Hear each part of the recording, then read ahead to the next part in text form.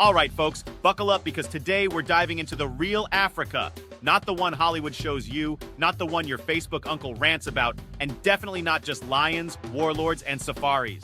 Meet Cecilia, a woman who spent 6 years working in Namibia, Africa, traveled across 24 African countries, and even got recognized by the Chinese embassy for her work promoting tourism in Namibia. Yeah, she's basically the MVP of African adventures.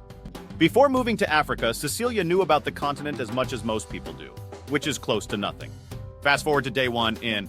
She gets in a car, drives for 5 minutes, and boom, a pride of lions is napping right next to her car.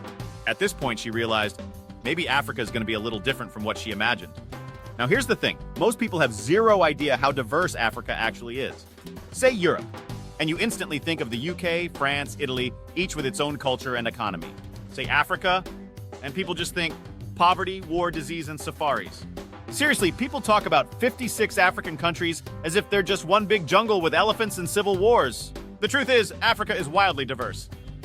East Africa, Kenya, Rwanda, Uganda. Booming tech industries, growing economies. Southern Africa, Namibia, Botswana, South Africa. Good infrastructure, more developed. West Africa, Nigeria, Ghana, Ivory Coast. High risk, high reward economies. North Africa, Egypt, Morocco, Tunisia. Strong tourism, more Middle Eastern influence.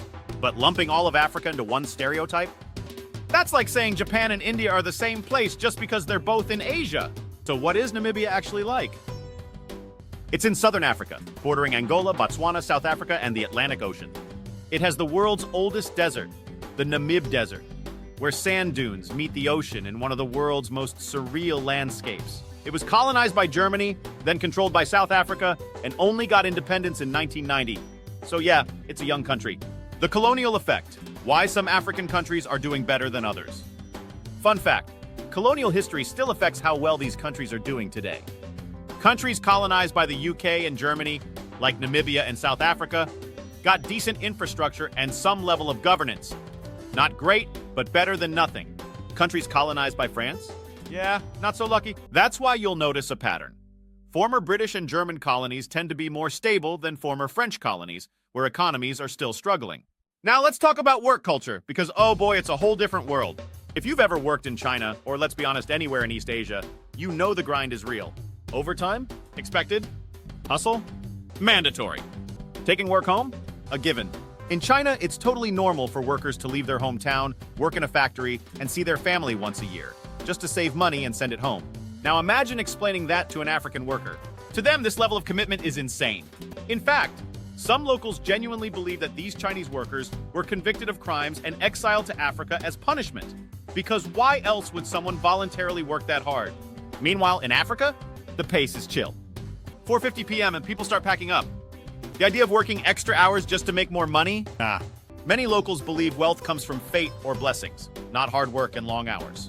For them, work is just a means to survive, not the entire purpose of life. That's why in Africa, Chinese employees and local workers have such wildly different attitudes towards work. Chinese workers are in grind mode, trying to build something big. Locals, on the other hand, prioritize balance, community, and enjoying life. So naturally, cultural clashes happen, especially in the workplace. The craziest work experience, managing a 100-plus person reality show in Africa. Now, if you think doing business in Africa is already a logistical nightmare, imagine trying to organize a TV production with 100-plus people. One of Cecilia's most intense experiences in Africa was working on a Chinese reality show, specifically Hunan TV's Divas Hit the Road. The show itself made it look like just 8 celebrities traveling together, having fun. But behind the scenes, over 100 crew members, months of planning, and absolute chaos. For 3 straight months, Cecilia was on the grind, coordinating logistics, making sure locations were ready, and handling the insanity that comes with managing an international production team in Africa. For once, it actually felt like China's famous 996 work culture, 9 a.m. to 9 p.m. 6 days a week, made sense. Because African work hours sure weren't going to cut it. That was the busiest she had ever been in Africa. But outside of rare projects like that, the work environment in Africa is way more relaxed than in China. Now let's talk about the African tourism industry because this is where Cecilia really made her mark. She worked for the biggest Chinese-run tour company in Namibia. But here's something most people don't know. When a Chinese tourist books a trip to Africa through a well-known travel agency back home, the actual ground service in Africa is done by companies like Cecilia's. The problem? Nobody knows who they are. Most local tour operators don't have their own brand. They're just behind-the-scenes service providers for bigger, more famous agencies. This means zero brand recognition, zero customer loyalty, and during tough times like the pandemic, many companies couldn't survive. But the ones who had their own brand and direct customer base, they made it through. Cecilia's company survived because they built a brand, and that was the difference between going broke and staying in the game, expanding beyond just a tour company. So here's the key lesson. If you want to make serious money in Africa, you have to own the supply chain. Cecilia's company didn't just stop at running tours. They bought hotels, invested in logistics, and even started controlling more parts of the supply chain. Why? Because in Africa, just being a middleman doesn't guarantee survival. The industry is too competitive, and if you don't own the assets, you're always at risk of losing your position. That's why they went all in, from running tours to owning the places where tourists stay. Next on the list, buying boats in Botswana to control their own river cruises. Now, if you think Chinese tour operators are the only players in the game, think again.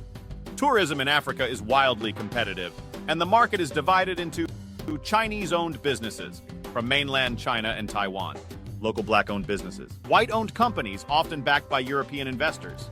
Many black-owned tour companies started from former safari guides who decided to launch their own businesses. With a few tour buses and connections in the industry, they set up small but profitable travel agencies, often funded by European investors. Unlike China, where starting a business involves mountains of paperwork and high startup costs, Africa's tourism sector has low barriers to entry. Anyone can register a company. The hard part? Keeping it alive. The reality? Many companies don't last more than a few years.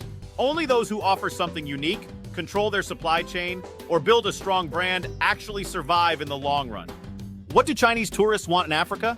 When it comes to Chinese tourists, there's one clear favorite: the Great Migration in East Africa. This natural spectacle in Kenya and Tanzania became famous worldwide after appearing in CCTV documentaries. Many Chinese travelers believe that the migration only happens in July to October. But here's the truth. The migration is happening all year round. The reason July to October is hyped up? That's when the wildebeests cross the Mara River, which is the most dramatic and photogenic part of the migration. If you're lucky, you could see 2 river crossings in one morning. If you're unlucky, you could wait a week and see nothing because nature doesn't follow a tourist schedule. Why South Africa and Namibia are completely underrated. While East Africa dominates the spotlight, Southern Africa has even more diverse experiences, but with less global recognition. Take Botswana, for example. Okavango Delta, a world-class wildlife paradise, often ranked higher than the Serengeti by experienced safari goers. Chobe National Park, a legendary spot where you can see herds of elephants like nowhere else on Earth. Yet most Chinese travelers barely know about these places. Then there's Namibia, a country with a completely different kind of natural wonder. The Namib Desert, the world's oldest desert, with its red sand dunes and otherworldly landscapes that some say are even more stunning than the Sahara. The Atlantic meets the desert, creating a breathtaking contrast of blue and gold that's rarely seen anywhere else. Skeleton Coast, where shipwrecks from centuries past still lie in the sand, giving the place an eerie, untouched beauty. So why don't more Chinese tourists go there? Simple, marketing. Namibia isn't as aggressively promoted in China as Kenya or Tanzania, so many people don't even know what they're missing. Not just deserts, Namibia has world-class ocean experiences too. Here's what you can do. See wild dolphins and sea lions up close on a boat trip. Eat some of the world's best oysters, farmed right in these waters. Sip on fine ice wine while floating on the Atlantic. Namibian oysters are actually considered some of the best in the world, thanks to the cold, clean waters of the Benguela Current. Yet most Chinese travelers have no idea about this hidden gem, while Europeans and Americans keep coming back for more. While Chinese tourists prefer fast-paced, checklist-style trips, Western travelers tend to return to the same places again and again. In Botswana, for example, some German travelers have been coming back to the same safari lodge for 56 years. They stay for a full week in the exact same place. Just sit there and observe nature completely immersed in the experience. For them, travel isn't about checking off destinations. It's about deep, immersive experiences, which is why many luxury safari lodges cater almost exclusively to the Western market. When it comes to African tourism, the most commercialized destinations are in North Africa, especially Egypt and Morocco. Egypt, home to the pyramids of Giza, Luxor, and the Nile, one of the most famous travel destinations in the world. Morocco, known for its vibrant markets, blue-wash cities, and Sahara adventures. While these places are stunning, they also have a highly competitive tourism industry, which means pricing, quality, and experience can vary dramatically. Here's what happens with low-cost Egypt tours. Get a cheap package deal? Your flights are red-eye flights, meaning you spend more time exhausted than actually sightseeing. You spend hours on long-distance bus rides. Your tour guide is paid almost nothing, so they make their money through forced shopping stops. This is why so many people post Egypt travel horror stories online. All right, folks, buckle up because we're about to take a wild ride through the world of mountain gorillas, Chinese investors in Africa, and why private game reserves are basically the VIP lounges of the safari world. The Gorilla Hide-and-Seek Championship. Mountain gorillas? Yeah, they don't do the whole stay in one place and wait for tourists thing. These guys are constantly on the move, probably thinking, let's see how long it takes for the humans to find us today. To make sure people actually get to see them, each gorilla family gets 2 dedicated rangers who follow them 24/7, like personal paparazzi but with fewer flashbulbs. These rangers track them day and night, radioing back to tour guides so they can update guests on where to go. Sounds easy, right? Wrong. Your gorilla spotting adventure could be a quick 30-minute stroll, or a 5-hour uphill trek that leaves you questioning all your life choices. But hey, by the time you find them, you'll have earned that close-up encounter. Now let's talk about something even harder to track than gorillas: Chinese investors in Africa. In countries like Kenya and Uganda, where investment policies are warm and welcoming, Chinese businesses are thriving. They're building roads, factories, and schools, basically playing SimCity in real life. Some Chinese entrepreneurs aren't just investing in Africa, they're becoming legends. And in some cases, they're getting honorary tribal chief titles. Imagine rolling up to a meeting and introducing yourself as Chief Jiang, ruler of infrastructure and road construction. Of course, not all Chinese investors stick to traditional businesses. Some have taken a more action-packed approach. There's even a wild story about a Chinese businessman providing tactical training to African tribal warlords. In Africa, those who can adapt, take risks, and seize the moment are the ones who end up on top. Some walk away with millions, others leave with just a really intense life experience. All right, so you've heard the stories. The high-end safari lodges, the wild business ventures, the expat lifestyle that makes corporate jobs back home look boring. And now you're thinking, how do I get in on this? Strong language skills, English, French, or the local language helps a lot. Excellent communication abilities, because business here runs on relationships.